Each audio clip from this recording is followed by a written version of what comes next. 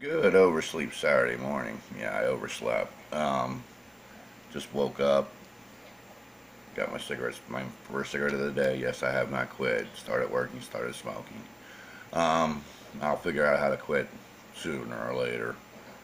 The internet was out and just came back on, so I haven't even checked anything.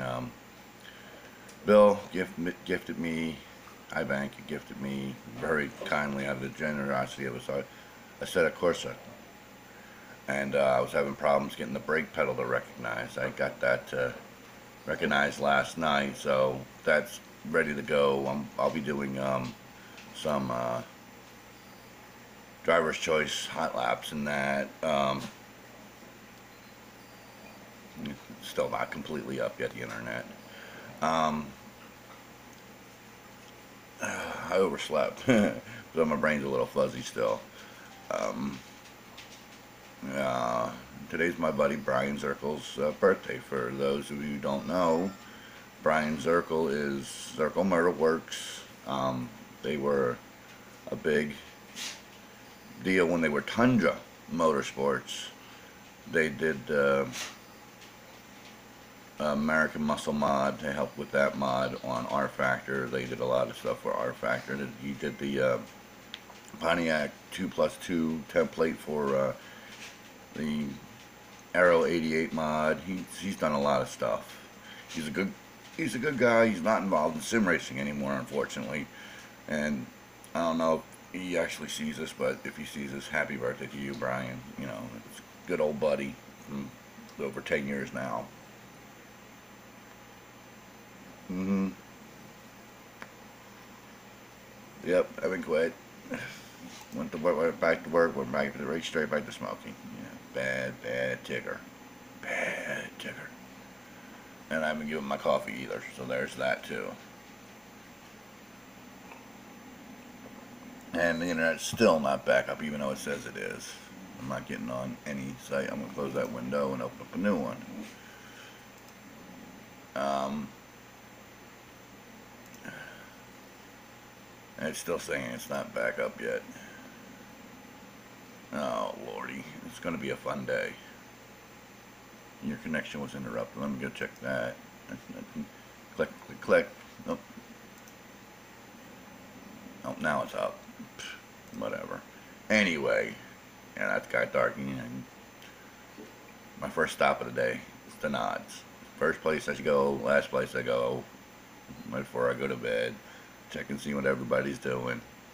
Um, so, you know, I live there now. If you haven't figured it out, that is where I practically live. Like in the old days when I used to live at Freedom Motorsports or the U.S. Pits or any place like that. Um, I now have one home. I used to have, well, one main home and a couple places I hang out at, but now I just have one place I go to. I kind of hang out at No Grip, but they're kind of boring too. Um, they've gotten boring over the years. I know it's gonna be fun watching it take smoke, isn't it? Sorry, guys. Fact of life, that's what I do. I've been doing it since I was like 8 years old. I'm 52 now, so those of you who don't know, the Tigg is an old man, older than you probably thought. He's 52. Was born in the year 1965. Started smoking when cigarettes were 68 cents a pack. You can find that in the sofa. Now they're what for what I smoke, the Pall Malls, they're a little under $6 now, depending on where you go. Anywhere from $5 to $6. You know, it's time. It is. They're getting way expensive, but it's a hard habit. It's the most addictive legal drug out there. I don't care what anybody says. I can go 4 or 5 days without one now. In fact, I did recently when I was unemployed. I wanted it without smoking. That's why I was trying to quit. But as soon as I could get one, I got it and bummed them, whatever, when I wasn't working, when I didn't have any. Like when I got one, I'm gonna get one. I got it, plain and simple. I can give up drinking and give up the coffee if I have to, you know. It's just what it is. It's a hard habit to break. I'm going to have to find something to help me because I'm not going to be able to do a cold turkey. That's a foregone conclusion. I am not going to be able to do that cold turkey. And I'm putting it out. That's why you see me keep looking down so I can get it out. Yeah, hot lapping. I love it. Everybody should love it. We bought these game sims, whatever you want to call them. The newer generation calls them games. We call them sims. They can't seem to grasp the concept of sims, of calling them a sim. They call them a game. Well, fine, they call it a game. But we bought these things to play them. Plain and simple, to drive them.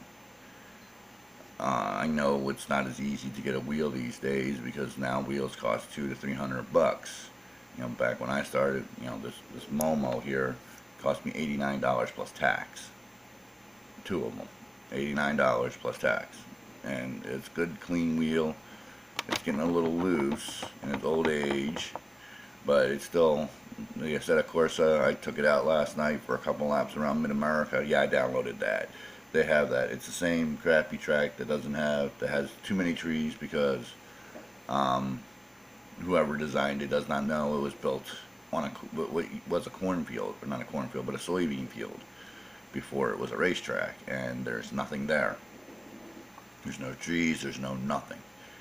You can see the whole entire track from anywhere in the any place you've been. I used to have pictures of it, and I wish I still did, but I don't.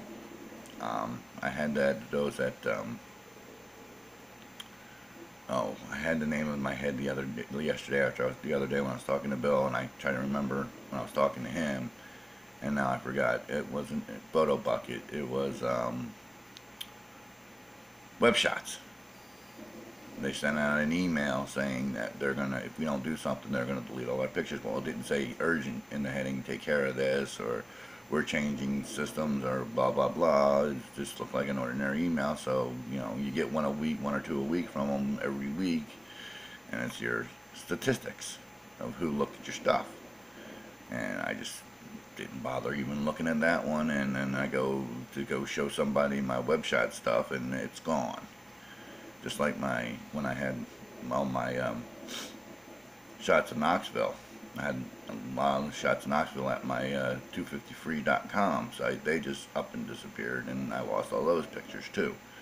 So you know, it's just terrible.